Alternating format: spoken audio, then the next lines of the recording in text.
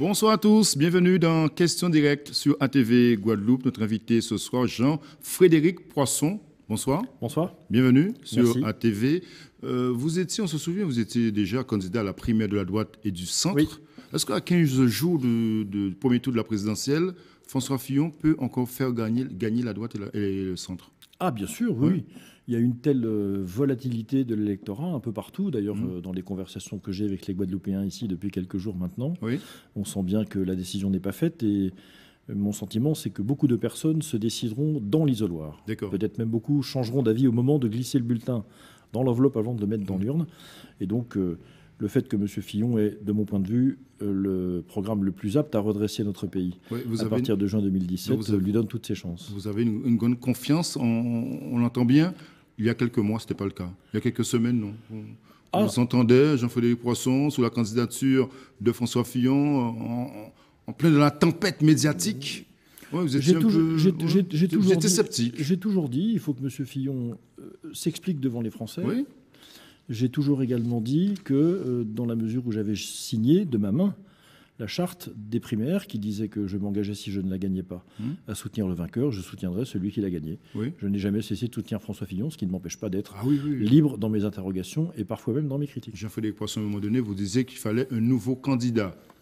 Non, ni Juppé, ni Sarkozy. J'ai répondu à la porte qui a été ouverte par M. Fillon lui-même, qui disait que peut-être, si lui n'était pas candidat, que se passerait-il? Vos confrères m'avaient demandé ça. D'accord, mais à un moment donné, vous avez douté, malgré tout, M. Poisson. Je n'ai pas douté. On comprend votre optimisme aujourd'hui, à 15 jours. Monsieur, je vous le dis, je n'ai pas douté. J'ai toujours dit, je respecterai la décision de François Fillon.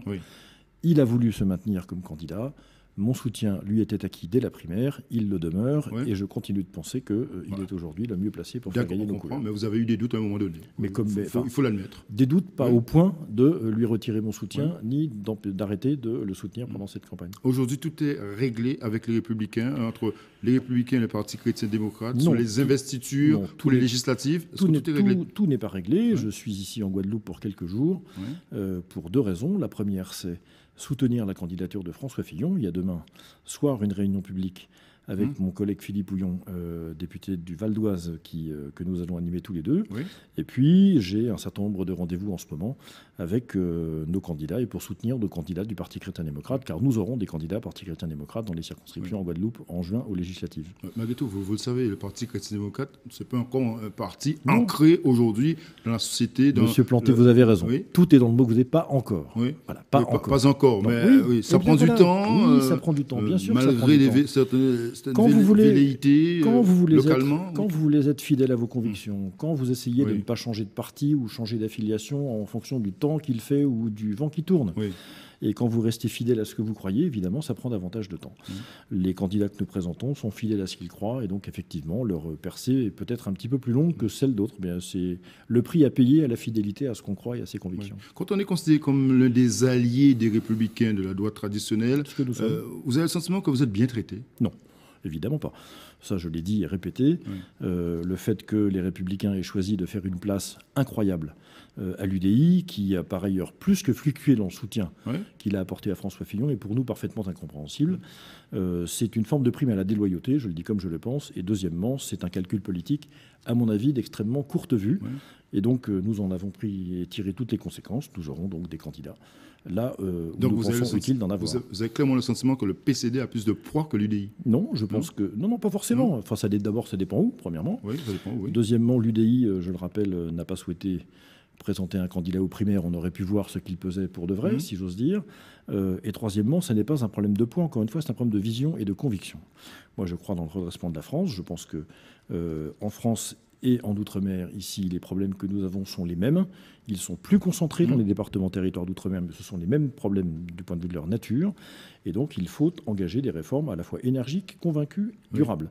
C'est ce que veut porter le Parti chrétien-démocrate. C'est vrai que sur le programme de François Fillon que vous défendez, clairement, il y a ici, malgré tout, quelques réticences sur ce programme, 50 000 suppressions de postes.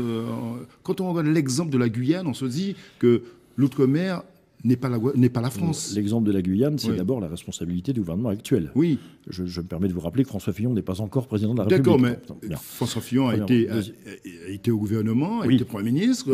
Oui. La situation Oui. était identique en Guyane. Ça Pas n'a tout à changé. fait. Oui. Pas tout à fait. Ça n'a pas évolué Par en ailleurs, 5 ans, M. Poisson. sur la Guadeloupe, je me permets de vous rappeler Oui. que M. Fillon, sur l'exemple des suppressions de postes que vous venez de mentionner, Oui. a pris l'engagement qu'il n'y aurait pas de suppression de postes de fonctionnaires dans les départements d'outre-mer, en particulier en Guadeloupe. Dans son programme figure une mesure que je crois extrêmement pertinente, qui est d'ajuster la fiscalité à l'environnement économique dans lequel se trouvent les départements territoires d'outre-mer. Et on sait qu'ici, aux Antilles en particulier, c'est parfaitement important pour permettre des échanges et des exportations locales des pays, des produits guadeloupéens, martiniquais et puis des îles autour. Il y a cet impératif de la sécurité, il y a le contrôle aux frontières, enfin toutes ces, et il y a la question du droit du sol. Ce sont des discours qu'on a entendus déjà. Eh bien, moi, je pense, que François Fillon engagera ces réformes, et de la meilleure manière d'être certain qu'il les engage, c'est de lui donner une majorité parlementaire dans laquelle de nombreux députés du Parti chrétien-démocrate pourront figurer. Parfait. On peut se poser aussi la question, il était au pouvoir, pourquoi il n'a pas fait à l'époque, parce qu'il y avait un président de la République au-dessus de son autorité à lui qui ne le souhaitait peut-être pas.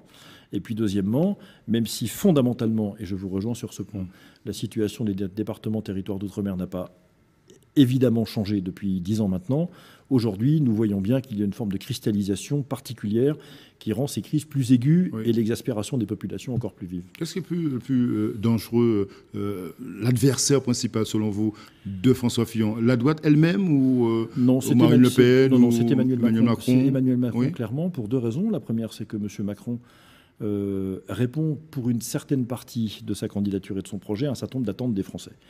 Un discours optimiste, ou en tout cas qui donne l'apparence de l'être, une forme d'ouverture qui donne l'apparence de l'être, un peu de renouvellement, etc. Mais pour beaucoup d'autres aspects, le fait que M. Macron est un pur produit de la financiarisation de l'économie et de la finance internationale me rend, moi, très inquiet sur la façon dont il entend gouverner la France si jamais il était élu, et je ferai tout pour qu'il ne le soit pas. Jean-Frédéric Poisson, vous avez le sentiment ce soir que les Français, les électeurs français ont oublié l'affaire Fillon? Je pense qu'ils ne l'ont pas oublié, mais je voudrais vous dire que moi non plus je ne l'ai pas oublié, et que pour autant j'ai été gêné comme eux, dépité comme eux, surpris comme eux, exactement comme eux. Pour autant, l'idée que je me fais de la France et de la nécessité de la redresser, bien, je ne peux voir qu'une seule solution, c'est que le projet porté par François Fillon l'emporte au deuxième tour des présidentielles. Et s'il est élu président, vous avez vraiment le sentiment qu'il pourra gérer le pays dans ces conditions, avec cette épée de Damoclès quand même sur la tête? Il n'y a pas d'épée de Damoclès, parce qu'il faut que les Français soient rassurés sur un point. Le président Chirac était lui aussi embêté par des affaires judiciaires avant qu'il ne soit élu en 1995. Ça n'a pas empêché qu'une fois que son mandat de président s'est achevé 12 ans plus tard, il a été d'une certaine manière, pas rattrapé, mais il a été pris en charge par la justice. Si les Français ont besoin de justice, ils souhaitent que M. Fillon soit traduit dans les tribunaux, il le sera. Pour l'instant, l'impératif, c'est de redresser la France. Je ne vois que ça.